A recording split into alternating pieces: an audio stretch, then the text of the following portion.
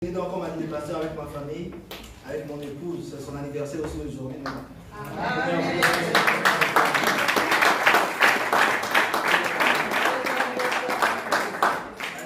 Nous trois garçons, donc nous sommes là. Le plus important, on va passer à la parole de Dieu. Dieu est grand. Alléluia. Amen. Qui croit que Dieu est grand? Amen. Alléluia. Tout le monde croit que Dieu est grand. Amen. Père, nous te bénissons. Nous voulons nous approcher de ta parole. Toi, seul est digne d'ouvrir les livres, Seigneur. Merci d'ouvrir les livres, ô Père de gloire. De nous communiquer ta pensée pour aujourd'hui. Pas la parole d'hier, Seigneur, mais la parole pour aujourd'hui. Ta pensée pour cette église, ta pensée pour chaque famille, pour chaque frère, pour chaque sœur, dans le nom de Jésus. Amen. Amen. Nous allons passer à la parole de Dieu.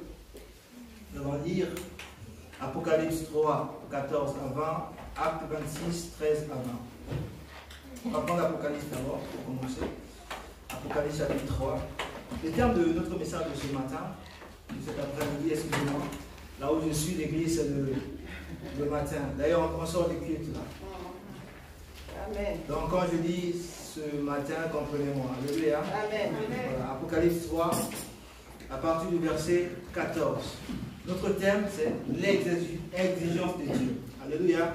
Amen. Les exigences de Dieu. Apocalypse 3, à partir du verset 14. Écrit à l'ange de l'église de Laodicée, voici ce que dit l'Amen, le témoin fidèle et véritable, le principe de la création de Dieu. Je connais tes œuvres. Je sais que tu n'es ni froid ni bouillant, que tu es froid ou bouillant.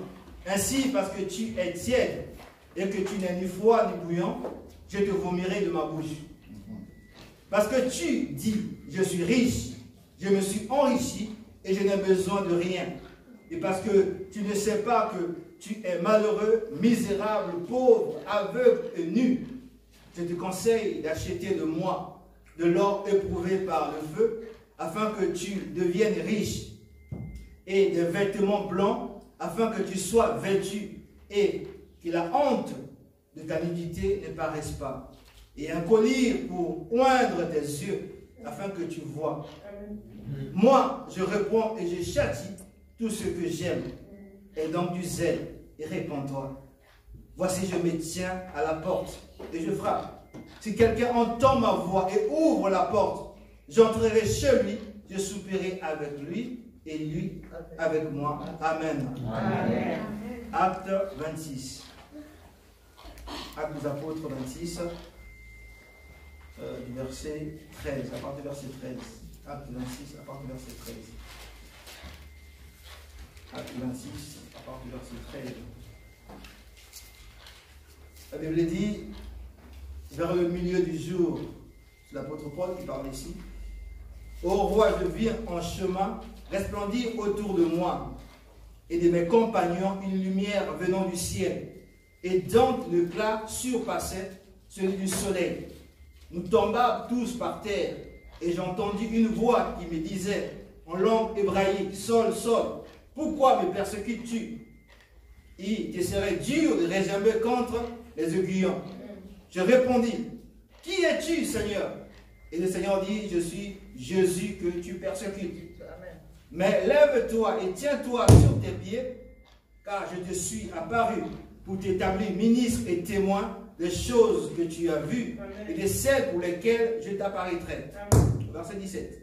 Je t'ai choisi du milieu de ce peuple et du milieu des païens vers qui je t'envoie, afin que tu leur ouvres les yeux, pour qu'ils passent des ténèbres à la lumière, de la puissance de Satan à Dieu, pour qu'ils reçoivent par la foi en moi le pardon des péchés et l'héritage avec les sanctifiés. Verset 19. En conséquence, roi Agrippa, je n'ai point résisté à la vision céleste, à ceux de Damas d'abord, puis à Jérusalem, dans toute la Judée, chez les païens, j'ai prêché la repentance et la conversion à Dieu, avec la pratique d'œuvres dignes de la repentance. Amen. Amen. On peut s'asseoir. Que le Seigneur ajoute des bénédictions à sa parole. Amen. Amen. Amen. Vous savez, la Bible nous parle des héros de la foi, des hommes et des femmes qui ont marqué le monde par leurs exploits. Alléluia. Des hommes qui ont fait des choses extraordinaires, quand on nous parle aujourd'hui des patriarches, quand on nous parle aujourd'hui de Josué, des prophètes, d'Élisée, de David, des hommes qui ont fait des choses incroyables, des choses dont l'écho est arrivé jusqu'à nous. Ils ont laissé sur la terre des traces indélébiles. On parle encore d'eux aujourd'hui. Alléluia. Amen. Il y a ces personnes-là, tellement qu'ils ont fait des exploits. Vous savez, malgré ces exploits-là, personne n'était capable de satisfaire les exigences de Dieu. Personne n'a pu faire en sorte que, avec ces exploits-là, que l'humanité puisse être réconciliée avec Dieu. Non. La Bible dit tous ont péché et sont privés de la gloire de Dieu. Donc ils pouvaient faire le miracle, mais on était toujours séparés de Dieu. On était toujours privés de la gloire de Dieu.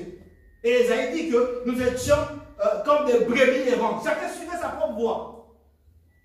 Qui vers le fétichisme, qui vers la drogue, qui vers ceci, qui vers cela, qui vers les pactes. Alléluia. Parce que le chemin du retour à Dieu a été fermé à l'humanité. À cause de la chute, à cause du péché. Alléluia. Donc malgré les miracles, malgré tout ce que les hommes ont fait, tous les exploits, même s'ils faisaient ça de Dieu, ça ne nous a pas réconciliés avec Dieu. Jésus seul, l'agneau de Dieu, lui qui était sans tache, sans péché, est venu et a offert sa vie. La Bible dit qu'il est devenu péché et il nous a réconciliés. Dieu était en Jésus-Christ, réconciliant le monde avec lui-même. Alléluia. N'imputons point aux hommes leur offense.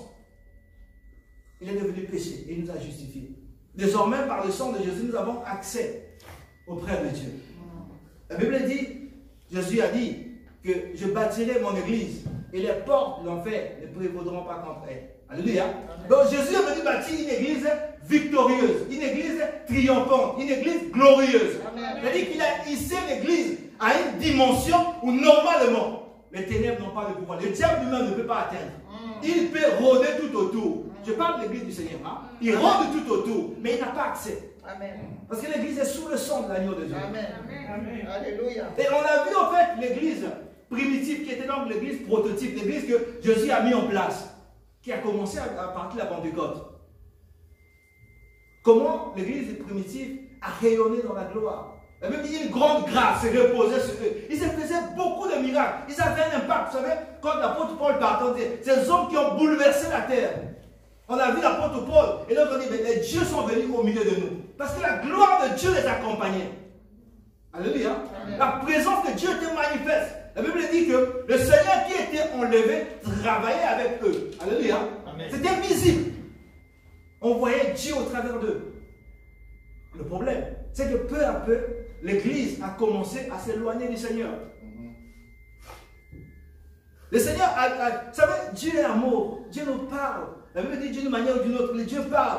Le pasteur vient ici, il nous enseigne. C'est Dieu qui nous parle. Alléluia. Amen. Dieu a dit, vous savez, quand vous prenez Apocalypse 2, Apocalypse 3, on a dit Apocalypse 3, à partir d'Apocalypse 2, depuis l'église de Fès, où Dieu commence par dire d'abord, il reconnaît que cette église est persévérante, il voit les bonnes choses que cette église fait, il voit les bonnes choses que toi en tant que chrétien tu fais, ton zèle, le fait que tu viens dimanche, le fait que la semaine tu te connais, le fait que tu puisses aller évangéliser, tout ça là, Dieu voit que c'est une bonne chose. Alléluia. Amen. Mais il dit qu'il y a une chose que j'ai contre toi, c'est que tu as abandonné le premier amour. Amen. Alléluia.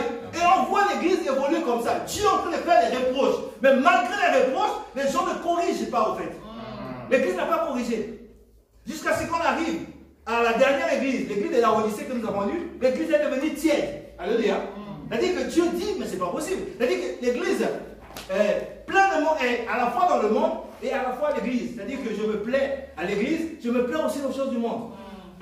C'est-à-dire que quand il y a des concerts, tu vois même les chrétiens, je parle de concerts, les païens, hein, tu les retrouves aussi là-bas. Dans les fêtes, tu vois, on danse pareillement la musique du Seigneur, pareillement aussi la musique du monde. Alléluia. On est bien dans la boisson, on est bien aussi dans les choses du Seigneur. Tu es chrétien à ton travail, tu es là où les gens sont en train de voler, là où les gens sont en train de prendre l'alcool, là où les gens parlent des choses qui ne glorifient pas le Seigneur. Et à l'église, tu viens aussi, tu es dans les choses du Seigneur. Donc Dieu trouve que Dieu dit non, ça c'est pas normal. On arrive au verset 20 de l'Apocalypse 3 que nous avons vu, que Christ dit, je me tiens à la porte et je frappe. Si quelqu'un se tient à la porte, ça veut dire qu'il est dehors. Alléluia. Nous sommes là, si quelqu'un frappe à la porte là-bas, c'est parce qu'il est dehors. Ça veut dire que l'église a mis Christ dehors. C'est son église, il est venu bâtir l'église. Mais le fonctionnement a fait en sorte que Christ est maintenant dehors, hors de la vie du chrétien. hors de ta vie, hors de ma vie. C'est ce qui explique que l'ennemi a maintenant accès à nos vies. Parce que nous sommes séparés de Christ. Souvenez-vous au commencement, les choses n'ont pas changé. Au commencement, que Dieu a créé Adam, à son image et à sa ressemblance, l'a établi dans le jardin d'Éden. Les diables ne pouvaient pas l'atteindre. Jusqu'à ce qu'il est allé manger les fruits défendus, la connaissance du bien et du mal. Et qu'il a été mis dehors, que là, les diables pouvaient maintenant l'abattre. Mais aussi longtemps qu'Adam était dans le jardin d'Éden, tous les temps qu'il est passé là-bas, les diables ne pouvaient pas le détruire. Alléluia. Aussi longtemps que Christ est en nous, nous sommes en Christ, il ne peut pas nous atteindre. Mais le problème, c'est que malgré les enseignements, malgré les prédications, en fait, nous venons à l'église, nous écoutons le message, nous choisissons ce qui nous plaît. C'est-à-dire que si on vient ici, je commence à dire, tu vas prospérer à tous égards. Là, c'est Amen. Alléluia. Mais quand on dit quitte le péché, là, ça, on commence à regarder, est-ce que c'est bien, est-ce que c'est pas bien. On choisit le message, en fait. On choisit ce qui nous avance. La parole de Dieu, c'est toute la parole de Dieu. Amen. Le Seigneur a dit, il a commencé à avertir l'église parce qu'il voulait que l'église reste auprès de lui. Il a averti l'église d'Éphèse. L'abandon du premier amour. Non. Il a averti les autres églises après. Ça ne change pas. Jusqu'à l'église de la Odyssée où le Seigneur est carrément mis dehors. On voit l'église de la Odyssée. Vous remarquez ce qui est le contraste ici. Le Seigneur a dit, parce que tu dis que tu es riche, il a dit que quelqu'un à l'église. Lui, tout ce qui l'intéresse, c'est la prospérité. La prospérité, c'est normal. Dieu en parle dans la Bible. Alléluia. Ça fait partie, au fait. La prospérité, les gens disent que non. Le message de la prospérité, non. Ça fait partie de la Bible. C'est Dieu qui dit, je veux que tu sois prospère à tous égards. Alléluia. C'est Dieu qui a béni Salomon. Alléluia. Donc Dieu bénit. Ça, il n'y a pas de problème. Mais le message ne se résout pas seulement à ça. Amen. Alléluia. Amen. On parle aussi de la sainteté. Amen. On parle aussi de la communion avec Dieu, de l'amour de Dieu. Alléluia. Donc, il y a tout cela qu'il faut mettre en œuvre. Tu ne peux pas rester seulement sur la prospérité, ou sur la guérison, ou sur ceci. Il faut vraiment que nous puissions aller dans la pensée ou de la volonté du Seigneur. Amen. Alléluia. Amen. Mais le problème pour nous chrétiens, pour nous enfants de Dieu, c'est que le Seigneur ne s'identifie plus à l'église. Chrétien, c'est par rapport à Christ. Si Christ n'est pas avec toi, tu n'es pas chrétien. Alléluia. C'est comme si vous allez à un mariage où la mariée n'est pas là. Quel que soit ce que vous allez faire, il n'y a pas mariage. Si la mariée ne vient pas, il n'y a pas mariage. Même si vous venez en hélicoptère, même si la salle est pour nous, il n'y a pas mariage. C'est-à-dire qu'une église où il n'y a pas Christ, un chrétien qui n'a pas Christ, ce n'est pas un chrétien, ce n'est pas une église. Alléluia. Ce qui fait de toi et moi chrétiens, c'est pas Christ. Si Christ n'est pas en toi, tu n'es pas chrétien. Si l'église n'a pas Christ, ce n'est pas une église de Dieu. Alléluia. Amen. Nous allons prendre un cas pratique sur l'apôtre Paul, anciennement Saul de Tarse. Alléluia. C'est ce que nous avons dit dans Acte 26. C'est lui qui parle de son histoire. On voit au fait un homme qui a combattu le christianisme, un homme qui a combattu l'église du Seigneur, un homme qui se présente comme un blasphémateur, un persécuteur, un homme qui, pour lui, Jésus était un imposteur.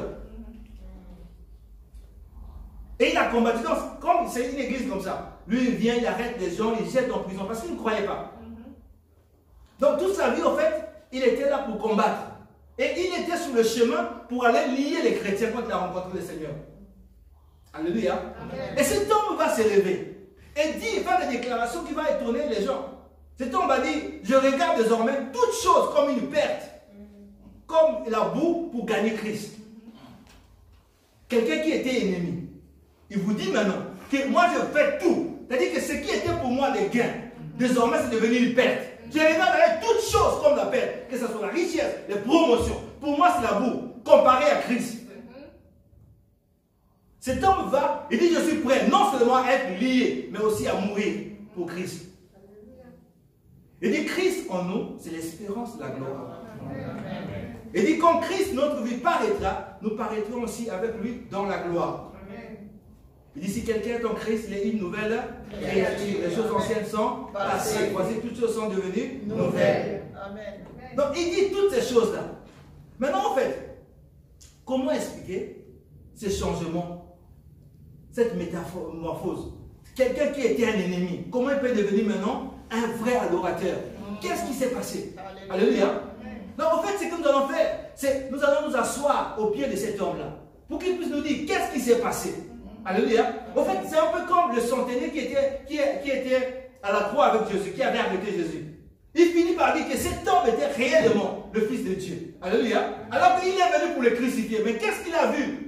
Qu'est-ce que Paul a vu? Qu'est-ce qu'il a compris que nous n'avons pas compris? Alléluia. L'apôtre Paul dit dans Acte 26 que nous avons lu, il dit qu'il était sur le chemin quand il a rencontré le Seigneur. Le Seigneur dit, je t'ai choisi et je t'établis ministre. Je le lis au verset 15. Au verset 15, il dit, je répondis, qui es-tu Seigneur? Le Seigneur dit, je suis Jésus que tu persécutes. Mais lève-toi et tiens-toi sur tes pieds, car je te suis apparu pour t'établir ministre et témoin des choses que tu as vues et de celles pour lesquelles je t'apparaîtrai. Et au verset 17, je t'ai choisi du milieu de ce peuple, du milieu des païens vers qui je t'envoie. Donc il dit que je t'ai choisi du milieu des païens. Donc, du milieu de tout le monde. Donc, comme toi et moi, Dieu t'a choisi, Dieu a choisi Paul, Dieu m'a choisi. Amen. Il dit, je t'envoie vers les païens. Les païens, c'est tout le monde. Hein. Il y a tout le monde. Nous, on ne veut pas parce que quelqu'un, tu sais, qu'il est dans l'occultisme. Non, c'est tout le monde. Alléluia. La parole de Dieu est ouverte à tout le monde. Là, je vous parle, on va y venir là. Il dit, vers qui je t'envoie, au verset 18, afin que tu leur ouvres les yeux, pour qu'ils passent des ténèbres à la lumière, la puissance de Satan à Dieu, pour qu'ils reçoivent par la foi en moi le pardon des péchés et l'héritage avec les sanctifiés. On s'arrête d'abord là. Il dit pour que tu leur ouvres les yeux. Vous savez, Jésus a dit à la croix, je crois que le frère le disait tout à l'heure, tout est déjà accompli. Alléluia. Amen. Tout c'est tout. Alléluia. C'est-à-dire qu'en réalité, notez bien le potentiel, en réalité, tout le monde potentiellement est sauvé. Guéri, libéré, délivré. Qu'est-ce que la Bible dit? Dieu a tant aimé le monde afin que quiconque croit ne périsse pas, mais qui est la vie éternelle. Donc tout ce que nous avons besoin, c'est de croire. Alléluia. C'est-à-dire que toi, tu es sauvé parce que tu crois. Celui qui est impudique aujourd'hui, celui qui est dans le monde, s'il croit aussi, il est sauvé. Tout le monde est sauvé, potentiellement. Si nous venons au Seigneur. Alléluia. Donc c'est pour ça qu'il dit ici, je t'envoie vers les païens, pour que tu les ouvres les yeux. Parce que le problème, c'est que les yeux sont fermés. Pour qu'il ouvre les yeux sur Jésus-Christ. Qui était Jésus-Christ? Quelle est l'œuvre de la croix? L'œuvre achevée de Christ. Qu'est-ce que Jésus est venu faire à la croix? Qu'est-ce qu'il a fait à la croix? Qu'est-ce qu'il a fait quand il était enseveli? Qu'est-ce qu'il a fait quand il était ressuscité? Alléluia. En parlant de l'œuvre achevée de Christ. Il dit pour que tu les ouvres les yeux. Regardons en fait l'histoire de Géasi. Géasi et Élisée étaient ensemble. Quand Géasi s'est levé le matin, il a vu qu'ils étaient encerclés. Vous connaissez l'histoire certainement. Et il vient dire, prophète, là c'est compliqué là. Là, vraiment, je crois qu'on va nous arrêter. Et à Élisée, il dit, sans voir ceux qui étaient dehors, il dit que non, rassure-toi, ceux qui sont avec nous sont plus nombreux. Il a dit non, mais il n'y a personne, nous sommes qu'à deux, et ils sont nombreux. Et quelle est la prière d'Élisée? C'est-à-dire, ouvre-lui les yeux. Alléluia. Et quand les yeux de Géasi étaient ouverts, il était devenu zen. Alléluia. Notre problème, c'est que nous ne savons pas réellement. Qu'est-ce que le prophète a dit? Mon peuple périt par faute de connaissance. Alléluia. C'est parce que nous ne regardons pas distinctement à l'œuvre de la croix. Quand les yeux de Géasi étaient ouverts, il n'était plus dans la crainte. Il n'était plus dans la peur. Il était maintenant rassuré qu'il n'est pas seul. Celui qui a dit, je ne t'abandonnerai pas. Je suis avec toi et là. Il a dit, voici tous les jours, je serai avec vous. Amen. Vous connaissez aussi l'histoire de la femme samaritaine. Nous sommes ici, nous sommes en train de prier. On gère, on va en retraite. On veut voir Dieu. On veut que le Seigneur puisse. Elle a eu la faveur, la grâce. Je suis venu devant elle. Mais elle voyait un juif. Alléluia. La Bible dit qu'on lui habitait corporellement toute la plénitude de Dieu. Donc Jésus était plein de mon Dieu. Mais elle voyait un juif. Elle rentrait dans les histoires des racismes et tout ça. Et elle au moins elle a eu la grâce du Seigneur à parler. Et la Bible, elle finit par dire, je vois maintenant que tu es un prophète. Alléluia. Quand le Seigneur lui a dit les choses, les paroles de connaissance, elle dit, je vois maintenant que tu es prophète. Elle finit par dire qu'elle reconnaissait que Jésus était le Messie. Alléluia. C'est dans Jean 4. Et elle est partie dans la Samarie annoncer à toute la vie que ce n'était plus un simple juif, mais c'était réellement le Messie. Alléluia. Pourquoi? Parce que ses yeux étaient ouverts. C'est ce que le Seigneur demande à l'apôtre. Vous vous souvenez aussi de l'histoire des disciples d'Emmaüs. Ils parlaient avec le Seigneur, mais ils ne l'ont pas reconnu. Mais quand ils ont rompu le pain, ils ont reconnu que c'était le Seigneur. Alléluia. Les yeux se sont ouverts quand on a rompu le pain. Donc le Seigneur dit, va au monde. C'est ce que nous devons faire en fait. C'est que la mission qui est donnée à Paul, c'est ta mission, c'est ma mission. Que tu puisses aller, simplement pas critiquer tes parents qui sont dans l'occultisme, qui sont dans l'impudicité, qui sont dans les... Non, non, c'est pas ça. Il faut que leurs yeux s'ouvrent. Alléluia. Amen, amen. Que les yeux s'ouvrent, même à toi et à moi. Que nos yeux s'ouvrent. Il dit, va dans le païen vers qui je t'envoie pour que tu les ouvres les yeux. Et quand les yeux s'ouvrent, il dit, ils passeront des ténèbres à la lumière, de la puissance de Satan à Dieu. C'est-à-dire l'homme fort qui gagnait sur une famille, qui gagnait sur tes finances, qui gagnait sur ta santé. Quand tes yeux s'ouvrent, il ne peut plus gagner. Parce que Jésus a déjà payé le prix. Vous savez, c'est comme si tu dois à quelqu'un en fait. Tu dois à quelqu'un une dette que tu n'arrives pas à payer. Je sais pas, on va prendre 300 000 euros, mais tu ne les as pas. Et puis, puisque c'est la grâce, par la grâce, nous sommes sauvés. Et quelqu'un qui a beaucoup d'argent, pas dire un russe ou je sais pas, quelqu'un de l'Arabie Saoudite, il décide de payer ta dette. Mais toi-même, tu n'es pas au courant. Donc pour toi, tu as encore la dette. Mais quand on vient d'annoncer que ta dette a été payée, tu es acquitté maintenant. Mais tu es maintenant seul. Ce n'est pas toi qui a versé l'argent, c'est vrai. Mais puisqu'on a payé pour toi, la dette est payée. Alléluia. La dette est déjà payée. Toi, tu es enfant de Dieu. La Bible dit, ceux qui ont reçu la parole de Dieu, ils sont maintenant enfants de Dieu, lesquels sont nés ni du sang, ni de la chair, mais ils sont nés de Dieu. Alléluia. Amen. Donc tu n'as plus à être victime de la sorcellerie des familles, de la malédiction des familles. Alléluia. Amen. Tu es un enfant de Dieu. Alléluia. Amen. Donc il dit, il part des ténèbres à la lumière. Cette malédiction qui pèse sur ta nation, sur ta famille, sur tes ancêtres, elle ne doit plus peser sur toi. Alléluia. Elle ne doit plus peser sur toi. En tant qu'enfant de Dieu, tu dois refuser d'être victime des maris de nuit, des femmes de nuit, des choses. Alléluia. Ça ne va plus régner sur toi. Amen. Mais c'est quand tes yeux s'ouvrent, quand tu quittes l'ignorance, quand tu commences à voir distinctement qu'est-ce que Dieu dit, t'es concernant. Amen. On va continuer à l'étude dans Acte 26, on était au verset 18. Au verset 19. Regarde. Donc ça c'est la mission, c'est que Dieu lui a dit. Maintenant regardez ce qu'il a fait. Qu'est-ce qu'il a fait pour que les gens puissent passer des ténèbres à la lumière, de la puissance de Satan à Dieu. Que ceux qui étaient condamnés puissent venir au Seigneur. L'apôtre Paul dit au verset 19, en conséquence, roi Agrippa, je n'ai point résisté à la vision céleste, à ceux de Damas d'abord, puis à Jérusalem. Dans toute la Judée et chez les païens, j'ai prêché la repentance, la conversion à Dieu, avec la pratique d'œuvres dignes de la repentance. Donc le Seigneur lui donne une mission pour que les gens passent des ténèbres à la lumière, de la puissance de Satan à Dieu, qu'ils puissent avoir l'héritage des sanctifiés, c'est-à-dire qu'on devienne nous aussi héritiers de Dieu, co-héritiers avec Christ. Paul dit pour le faire, j'ai prêché trois choses. La repentance, la conversion à Dieu, avec la pratique d'œuvres dignes de la repentance. En réalité, en fait, pour que quelqu'un passe des ténèbres à la lumière, que tes yeux s'ouvrent, il y a deux choses. C'est que j'ai appelé ici les sœurs jumelles. La repentance et la conversion. Alléluia. Amen. La repentance et la conversion. Amen. On va commencer par la repentance. Je vais aller à l'essentiel parce que je vois aussi le temps. Je sais que la repentance, la conversion, c'est des choses qui sont déjà enseignées ici. Moi, je vais juste aller à l'essentiel. Alléluia. Amen.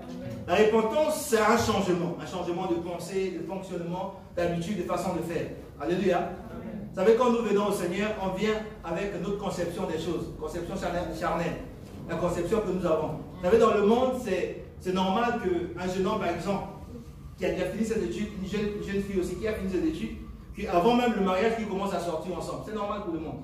Ce n'est pas un problème. Alléluia. Mais pour Dieu, c'est l'impudicité. Alléluia. Donc quand nous venons au Seigneur, on nous parle, on nous présente la parole de Dieu. Alléluia. Et la repentance, c'est quand notre réponse à cette parole de Dieu. Quand nous acceptons la parole de Dieu et renonçons à nos habitudes, à notre façon de faire. C'est que pour moi, dans le monde, je trouvais normal. Si la parole de Dieu dit que ce n'est pas normal, pour moi désormais, ce n'est plus normal. Alléluia. J'avais mon fonctionnement, j'avais mes habitudes, j'avais ma façon de faire. Parce que je suis scientifique, parce que. Alléluia. Je viens à l'église. On me parle de la parole de Dieu, je reçois la parole de Dieu et je choisis maintenant de me soumettre à la parole de Dieu et de suivre le Seigneur. Donc, acte 2, verset 37, la Bible déclare que quand l'apôtre Pierre a fini de prêcher le jour de la Pentecôte, les gens ils sont venus plutôt, la Bible dit qu'ils avaient le cœur vivement touché. Ils ont dit à Pierre et aux autres, que devons-nous faire pour être sauvés? L'apôtre Paul dit, répentez-vous. Voyez-vous, la repentance c'est le premier pas pour répartir à Dieu. Alléluia. Nous écoutons la parole, parce que la parole a franchi, et nous revenons au Seigneur. Maintenant, ce que je veux partager avec vous, c'est que il y a des expériences qu'on a vues, on dira tout à l'heure Romains 7, qu'on a vu que quelqu'un qui s'est repenti, mais il était encore, qui s'est repenti à l'église, on voit que la vie des gens, souvent, il y a des gens qui sont ballottés. Alléluia. Il peut avoir pendant un temps, il marque dans la sanctification et puis quelques temps après, il retombe. Ou il vient, il est zélé aujourd'hui et puis, ou comme j'ai dit tout à l'heure, à l'église, il est saint, mais en dehors de l'église, il est aussi purement mondain. Alléluia. Donc, alors que j'ai connu je vais dire un frère, un ami qui était voisin, là où nous habitions à l'époque au Congo, au pays. À l'époque, j'étais encore au lycée, au collège et puis au lycée. Lui, il habitait avec sa sœur. Sa sœur, en fait, sa sœur était ici. Sa maison était là-bas. Il partait de temps en temps. Et là-bas, donc, il était avec un autre frère à lui. Ils étaient allés dans deux jeunes. Quand on était des jeunes qui avaient leur maison, la sœur n'était pas là-dedans. Ils faisaient leur vie. Ils allaient en discothèque, ils venaient avec beaucoup de filles. Et nous, on trouvait que c'est vraiment ça, c'était la belle vie. On trouvait que vraiment, nous, on avait les parents, donc on trouvait que vraiment, et c'était vraiment ce qu'il fallait faire. Donc, lui, il faisait ça. Et puis, un beau jour, on lui a parlé du Seigneur.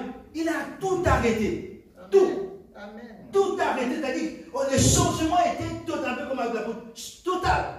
Il a commencé à aller à l'église, commencé à aller à l'église, à servir Dieu. Il nous parlait du Seigneur. Nous, on disait, ça, c'est un gâchis, vraiment. C'est un gâchis. Mais lui, vraiment, il s'est donné au Seigneur. En semaine, les dimanches, il partait au Seigneur. Et puis, il s'est passé beaucoup de temps, peut-être même 5 ans après. Il a commencé à ramener une fille à la maison. Et puis, finalement, il est retombé avec la fille. Et finalement, après, il partait pour l'église. Mais pendant 5 ans, il était vraiment dans le Seigneur. Vraiment dans le Seigneur. Vous n'allez pas me dire que cet homme-là n'était pas repenti. Il était repenti. Alléluia. Oui. Le problème, c'est qu'il n'est pas allé au bout. C'est ce que nous allons voir tout à l'heure. Je vous ai dit que le retour à Dieu, c'est fait par deux sœurs jumelles. Il y a d'abord la repentance, il y a ensuite la conversion. La conversion. Pourquoi je l'ai dit sœurs jumelles? Parce que la repentance est un changement. Alléluia. La conversion aussi est un changement. Mais cet homme est réparti dans le monde. Alléluia. Mais il a passé 5 ans, je ne sais pas plus, dans l'église. Et tant il n'y a pas de fille, il n'y a pas de ceci. Non, il était vraiment dans le Seigneur. Mais il est retombé après. Le pasteur, il y a un pasteur qui a donné un témoignage d'un homme de Dieu. C'est un homme de Dieu qui parlait de la nouvelle création. Il a dit, mais comment tu comprends la nouvelle création? Il dit, moi, à l'époque, quand j'étais dans le monde, je prenais un casier de bière. Mais depuis que je suis converti, je ne prends plus un casier, mais je prends un demi-casier. Voilà ce que je n'appelle pas conversion. Alléluia. Nous sommes nombreux comme ça. Toi, c'est peut-être pas les casiers, mais c'est autre chose. Alléluia. Alléluia. Il y a des choses que tu as abandonnées, il y a d'autres que tu n'as pas abandonnées. Et nous, quand on était à Siloé à l'époque, on a reçu un pasteur italien, le pasteur Angelo, je me souviens à l'époque, qui est venu à l'église. Pasteur, je vous dis, hein, il est venu, il nous a exhorté là. Nous, on le voyait à l'époque, on venait nouvellement d'arriver au Seigneur, donc on le voyait là, un homme de Dieu. Et puis, quelques temps après, ben, lui dit non, le Seigneur, là, Jésus, c'est fini, il a déchiré sa Bible. Mais comment ça? Alléluia. C'est pour ça que je vous parle de ces choses-là. Ça, en réalité, nous, on n'a pas connu ça parce qu'on ne nous a pas parlé. Ça, c'est des choses, normalement, qu'on parle au début quand quelqu'un vient au Seigneur. Alléluia. C'est les fondamentaux du royaume. C'est les fondamentaux. C'est des choses que nous devons devoir savoir parce qu'on parle de la conversion. On parle de la repentance. Donc, en fait, quelqu'un a fait un premier pas. Mais il n'est pas allé jusqu'au bout. Alléluia. Il n'est pas allé jusqu'au bout. C'est-à-dire dans Jérémie 31, du 31 à 33, et Hébreux 8 nous parle de la promesse qui devait nous donner un cœur nouveau. Alléluia. Sous lequel il va écrire ses lois, il va écrire sa parole. Alléluia. C'est de ça que nous voulons parler maintenant. Regardez votre verset là en fait. J'aime beaucoup votre verset. Mais avant d'arriver à votre verset, 2 Corinthiens 5, verset 17. Ça, tout le monde connaît, normalement. Si quelqu'un est en Christ, il est une nouvelle créature. Les choses anciennes sont passées. Voici toutes choses sont devenues nouvelles. Voilà en fait. La conversion, c'est ça. C'est-à-dire, quand on parle de la conversion, c'est-à-dire que le monde a quitté ton cœur. Désormais, c'est Christ qui est venu. La vie de Dieu est maintenant en toi. Amen. Alléluia. Parce qu'en fait, la conversion, on parle de manière spirituelle, mais on peut le prendre de manière naturelle. La conversion, quand on parle de la monnaie. Nous sommes ici en France. C'est quoi notre monnaie ici là? Voilà. Donc tu vas avec 1000 euros par exemple au Canada ou bien aux États-Unis avec 1000 euros que tu n'as pas changé. 1000 euros dans ton portefeuille. Tu arrives là-bas à Washington avec tes 1000 euros. Est-ce que parce que tu es à Washington, tes 1000 euros vont s'échanger en dollars? Non. Non, hein? Il faut que tu puisses aller dans un bureau d'échange et qu'on puisse changer ta monnaie. Ce n'est pas parce que la monnaie est allée aux États-Unis qu'elle change, ou au Congo, ou je ne sais pas où, ça va changer. Ça ne change pas. Alléluia. C'est-à-dire que si tu es un païen, un pudique, tu viens à l'église, tu peux être un pudique à l'église. La conversion, ce n'est pas parce que tu fréquentes l'église, non. Il faut que ton cœur change. Il faut que ce qui était de toi, ce qui était en toi, qui n'était pas de Dieu, puisse quitter ton cœur. Et que la vie de Dieu puisse venir s'installer. C'est la conversion. C'est un changement. Donc quand ta repentance, c'est ta réponse à la parole de Dieu. La conversion, c'est toi qui décides que moi je suis sauvé, mais je vois encore que dans mon cœur, il y a l'impudicité, il y a la haine pour ma soeur, il y a la convoitise. En fait, c'est pour ça qu'on va lire Romains 7. Il y a la convoitise, donc tu décides d'aller t'asseoir au pied du Seigneur, qu'il puisse te changer, qu'il puisse enlever ces choses. Tu restes là jusqu'à ce que tu puisses mourir à toi-même, que ces choses puissent quitter ton cœur, quitter ta vie, et que tu deviennes réellement une nouvelle création. Alléluia. Prenons Romains chapitre 7. Romains 7. Nous disons à tort que quelqu'un est converti parce qu'il vient à l'église. Non, si son cœur n'est pas changé, nous ne sommes pas dans le cœur, on ne voit pas le cœur. Alléluia. Donc on ne peut pas dire qu'il n'est pas converti ou pas converti. D'ailleurs, on verra ça dans le troisième point. Romains chapitre 7, à partir de Romains 7, à partir du verset 14.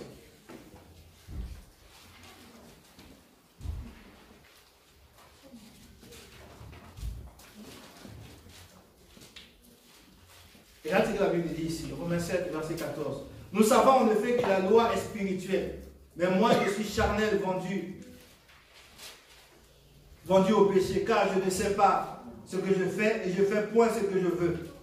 Et je fais ce que je hais. Or, si je fais ce que je ne veux pas, je reconnais par là que la loi est bonne. Et maintenant, ce n'est plus moi qui le fais, mais c'est le péché qui habite en moi. Voilà le problème. Qui doit habiter en nous normalement? C'est Christ qui doit habiter en nous. C'est la parole de Dieu qui doit demeurer en nous. Mais vous n'allez pas me dire que cet homme-là n'est pas converti. Il est converti, il reconnaît que la loi est bonne. Alléluia. Il veut faire le bien aussi. Alléluia. Il est repenti. Mais le problème, c'est que le péché est devenu comme un homme fort dans sa vie, qui domine. Donc il a besoin en fait de délivrance, d'être libéré par cette force. Et puisqu'il ne peut pas se délivrer lui-même, donc il faut qu'il puisse aller au pied du Seigneur, crier à Dieu. Tu connais tes faiblesses. Tu sais ce qui est dans ta vie secrète. C'est toi-même qui dois aller au pied du Seigneur, prier Dieu, pour qu'il puisse t'enlever ça, pour qu'il puisse te changer, qu'il puisse te façonner. Que tu ne sois pas, vous savez, à l'image de l'apôtre Paul, on voit qu'on n'est pas obligé d'être pharisien, c'est-à-dire hypocrite. Non, c'est-à-dire que j'ai un visage à l'église et un autre visage dans le monde. Non, je peux être vrai. Mais en ce sens, parce qu'en fait, je n'ai pas ce pouvoir par moi-même. Mais je dois aller dans la présence de Dieu pour qu'il puisse me changer, pour qu'il puisse me transformer.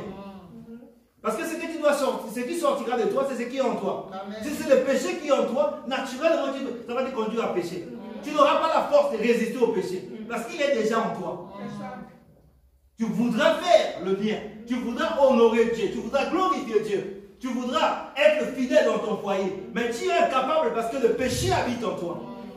Donc il faut, c'est pour ça que tu es repenti, oui, c'est vrai, mais tu sais ce qui est encore dans ton cœur. Il faut que tu puisses aller t'asseoir au pied du Seigneur. Alléluia. Et que Dieu puisse étendre sa main sur toi, qu'il puisse enlever ce manteau du péché, qu'il puisse te libérer de ces choses-là, qu'il puisse arracher de toi tout ce qui n'est pas de lui, et que tu puisses recevoir de Dieu la puissance de marcher dans la vérité, dans la sainteté, la puissance d'aimer ses ennemis. Vous savez, par nous-mêmes, c'est difficile de fois de pardonner. C'est difficile de fois d'aimer, quand on dit aimer vos ennemis. C'est compliqué pour nous. Alléluia. Mais on arrive à le faire quand Christ habite en nous. Alléluia. C'est pour ça que l'apôtre Paul dit, ce n'est plus moi, c'est Christ. Et si c'est Christ, alors il est capable de dire, je suis prêt à mourir. Alléluia. Ce n'est pas Paul en tant qu'homme. En tant qu'homme, lui aussi est faillible. Lui aussi c'est un incapable. Mais quand Christ arrive en nous, il nous rend capables. Amen. On a vu tout à l'heure dans 2 Corinthiens 7 que si quelqu'un est en Christ, il est une nouvelle création. Alléluia. Les choses anciennes sont passées. Toutes choses sont devenues nouvelles. Ça c'est le verset 17, non? Maintenant le verset 18, c'est ce que vous avez ici. Là. Donc vous le connaissez mieux que moi. Amen. Et tout cela vient de Dieu. Donc le changement, ça ne vient pas de toi. Alléluia. Toi, tu peux avoir les désirs. Tu peux avoir la bonne volonté. Mais aussi longtemps que, parce que nous avons hérité d'Adam, la nature pécheresse, aussi longtemps que la chair est en train de dominer sur toi, tu ne pourras pas, malgré ta bonne volonté. C'est-à-dire tu veux faire le bien, mais tu es incapable. C'est ce que l'apôtre Paul dit. Il dit, le péché habite en moi. À cause de cela, tu es incapable de glorifier Dieu, incapable d'honorer Dieu, incapable de marcher dans la vérité, incapable de faire en sorte que le nom de Jésus soit glorifié. Il continue à dire que gloire soit rendue à Jésus-Christ.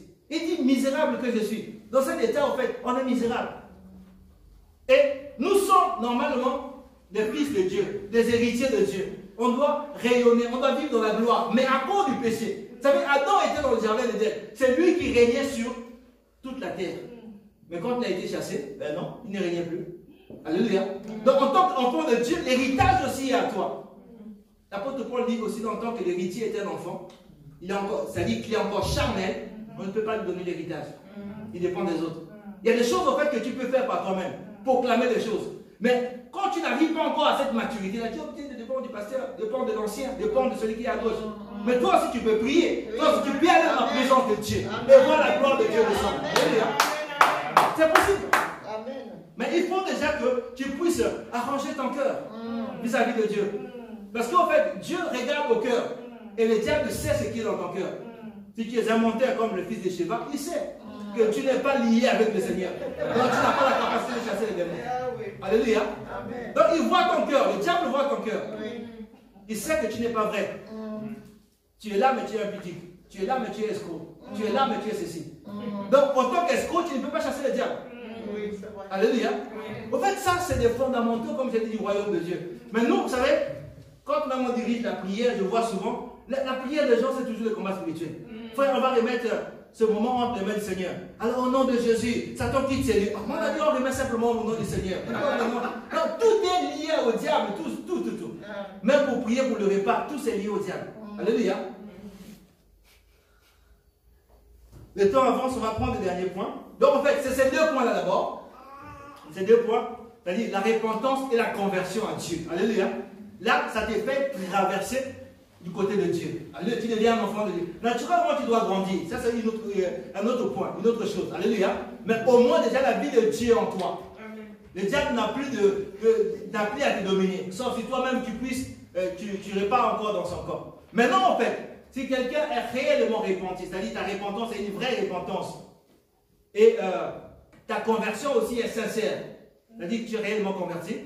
Maintenant, c'est là où arrive le troisième point qui est la pratique d'œuvres dignes de la repentance. Ça, c'est au fait simplement la conséquence de ta vie. C'est-à-dire que quelqu'un qui te connaissait avant, ou quelqu'un qui te connaissait comme un impudique, connaissait comme quelqu'un à qui, si on parle, il va s'effacer. On voit ces changements opérer dans ta vie. Alléluia. On dit non, lui avant, quand tu lui parlais, ah non, il ne pouvait pas laisser ça. Alléluia. On voit que ton cœur a changé. Alléluia.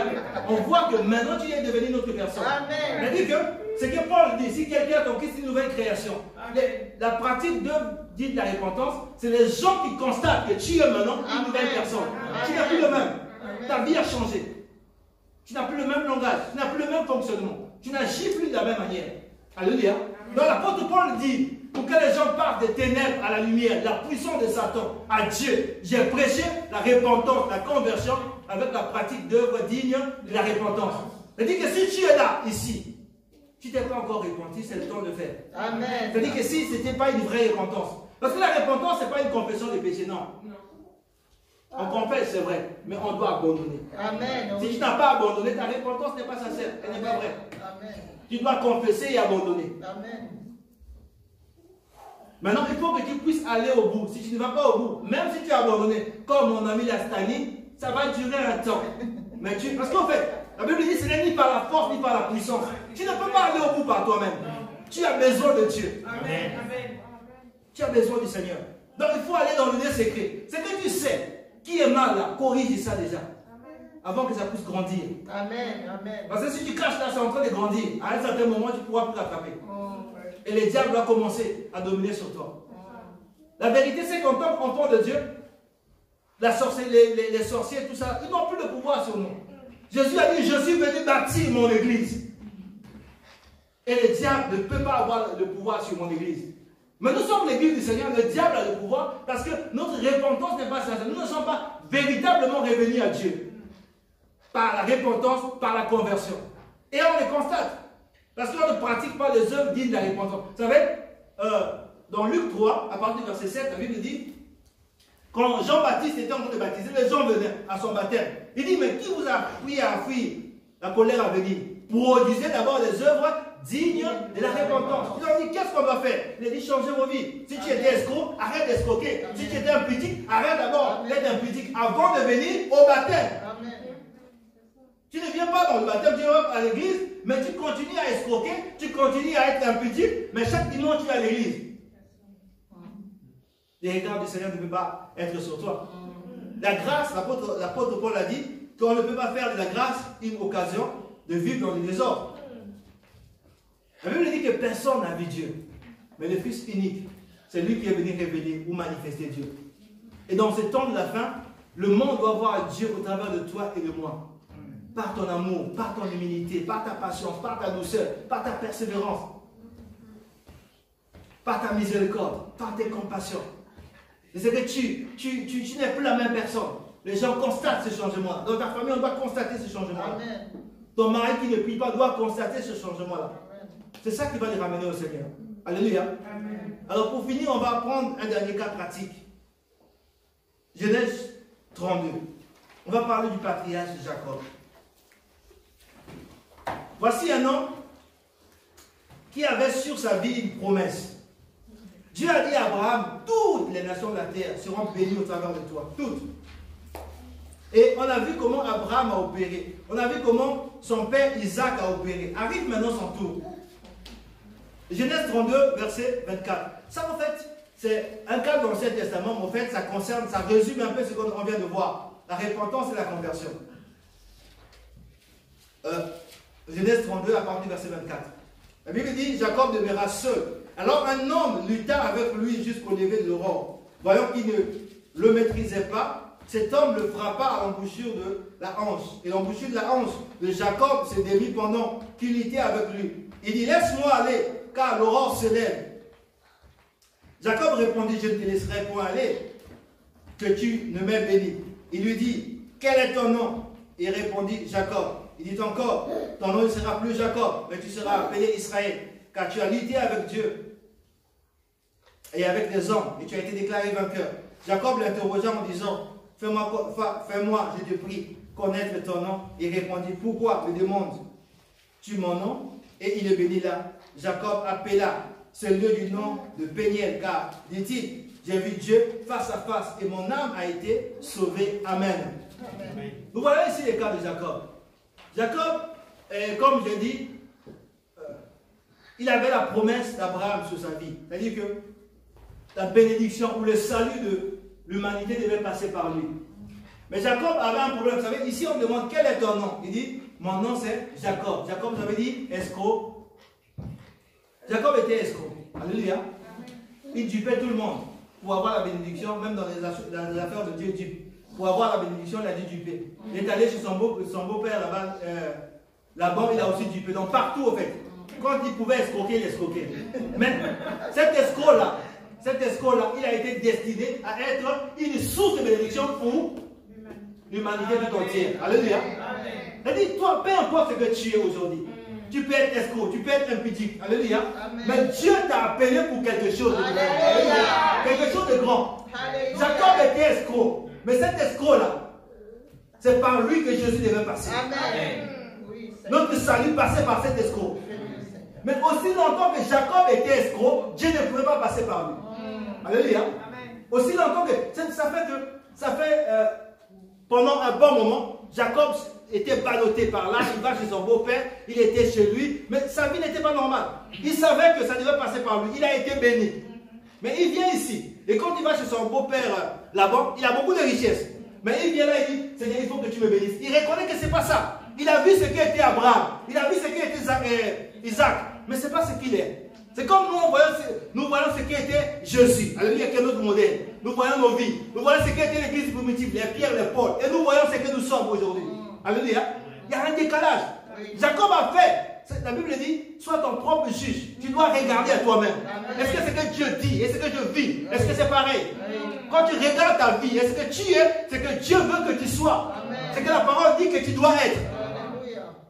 Jacob était escroc. Mais le regard de Dieu, ou les désirs de Dieu, la volonté de Dieu, pour cet homme, ce n'est pas qu'il soit escroc, mais qu'il soit une source de bénédiction pour toute l'humanité. Dieu veut peut-être passer par toi pour sauver ta maison, pour sauver ta famille, même pour sauver ta nation. Alléluia. Mais le problème, c'est qu'aujourd'hui, tu es encore impudique. Aujourd'hui, tu as encore la haine dans ton cœur. Aujourd'hui, tu es encore escroc comme Jacob. Aujourd'hui, en fait, cette chose-là, c'est ça qui empêche la gloire de Dieu de se répandre sur toi. C'est ce qui empêche que Dieu puisse passer par toi, afin qu'il puisse affecter notre vie. Alléluia. Aussi longtemps que Jacob était escroc, ça a duré des années. Sa vie n'a pas changé. Et lui non plus ne pouvait pas affecter quelqu'un. Alléluia. Dieu veille sur sa parole pour l'accomplir. Comme ne sont pas dans la parole de Dieu, il a dit à Josué que ces livres, la loi ne s'éloigne pas de ta bouche. C'est par ces livres que tu réussiras et que tu auras du succès. Quand tu sors de la parole de Dieu, tu ne peux pas rencontrer Dieu en dehors de sa parole. Quel que soit, même si tu pries, même si tu jeûnes, même si tu passes des retraites, tu ne pourras pas rencontrer le Seigneur. Tu dois revenir. C'est dans sa parole qu'on rencontre le Seigneur. Amen. Jacob a fait tout cet examen-là. Et puis il dit qu'il s'est séparé de tout le monde, de sa famille. Il est resté seul. Et là, il a crié à Dieu. Alléluia.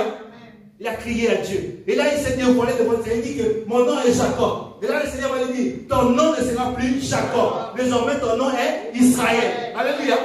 Fais en sorte que tu puisses toi aussi aller dans la présence de Dieu. Que Dieu puisse changer ton nom. Alléluia. Que ce que tu es aujourd'hui, ce que tu vis aujourd'hui, tu puisses rentrer dans ce que Dieu veut que tu sois. Dieu est notre Père. Il a un nom pour toi aussi. Alléluia. Quand je parle de nom, parce qu'à un certain moment, il y a eu une mode comme ça où les gens changeaient de nom. Tu t'appelles par exemple comme moi Célestin. Maintenant, il faut que tu t'appelles Jean-Pierre Paul pour avoir toute cette bénédiction et la grâce qui était sur toi. Non, il ne s'agit pas de ça. Ce que je suis en train de dire, ce n'est pas que si tu t'appelles Robert, que ton nom soit changé. Non, ce n'est pas ça. Alléluia.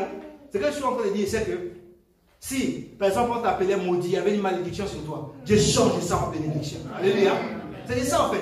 C'est-à-dire que le nom que le monde des ténèbres t'a collé, comme malade, comme ceci, que la puissance de Dieu puisse enlever ça. Et que toi, tu puisses rentrer dans ta destinée. C'est ce que Dieu veut faire avec toi. Alléluia. Mais pour rencontrer Dieu dans ça, il faut que tu puisses quitter. L'apôtre Pierre a dit, nous avons tout quitté et nous t'avons suivi. Et le Seigneur a dit, que quiconque a tout quitté pour moi aura dans ce siècle et dans le siècle aussi à venir. Alléluia. Il y a des bénédictions qui sont liées quand toi tu quittes. Mais avant, il faut d'abord quitter.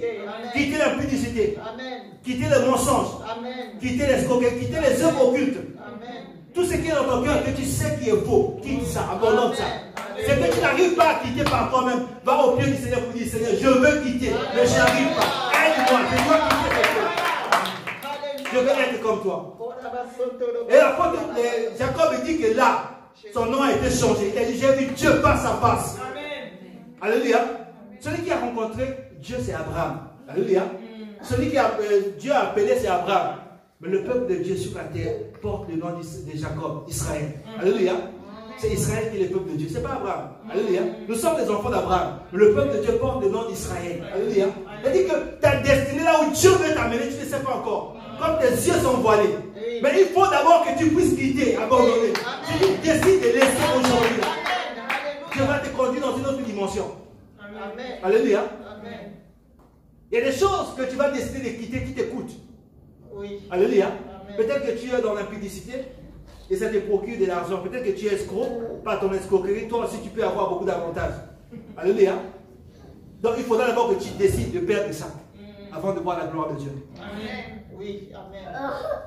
C'est une décision qui peut t'écouter.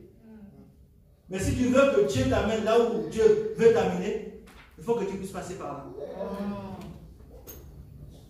J'aimerais, avant de prier pour, de manière générale, j'aimerais donner l'occasion, l'opportunité à quelqu'un qui a écouté la parole, à qui Dieu a parlé. Si tu es là, peut-être que le Seigneur m'a envoyé aujourd'hui pour toi. Si tu es là et que ta repentance n'est pas vraie, c'est-à-dire que tu t'es repenti, mais bon, tu n'as pas vraiment abandonné, et tu as du mal à abandonner, tu pourras t'élever là où tu es dans prier. Deuxième cas, si ta repentance est vraie, mais tu ne savais pas, tu n'es pas allé jusqu'au bout, tu n'es pas un converti véritable, mais ta vie chrétienne est ballottée comme ça. Tu veux que le Seigneur puisse saisir la corde du Seigneur, la main du Seigneur, pour que toi, tu puisses passer des ténèbres à la lumière, la puissance de Satan à Dieu, et que la grâce de Dieu puisse aussi se reposer sur toi. Si tu es là aussi, tu t'élèves. Il n'y a pas beaucoup de temps. S'il n'y a personne, on passe au deuxième sujet. Donc si tu es là, tu veux qu'on puisse prier pour toi. Tu veux que la grâce de Dieu puisse reposer sur toi. Rentrer dans une vraie repentance à Dieu. Rentrer dans une vraie conversion à Dieu. Là où tu es, tu t'élèves et nous allons prier. Gloire à ton nom, Jésus. Béni soit ton nom. Oui, ma soeur, c'est bien. Si tu peux nous conduire dans le dernier chant là, s'il te plaît, ce sera bien. Gloire à ton nom, Jésus. Béni soit ton nom. Tu ne te lèves pas parce que les autres se sont levés. C'est une décision de cœur. Alléluia. Si toi aussi ton positionnement est déjà bien, ça ne sert pas. Alléluia. C'est une histoire de cœur, c'est ta décision à toi. Nous allons prier. Nous allons prier.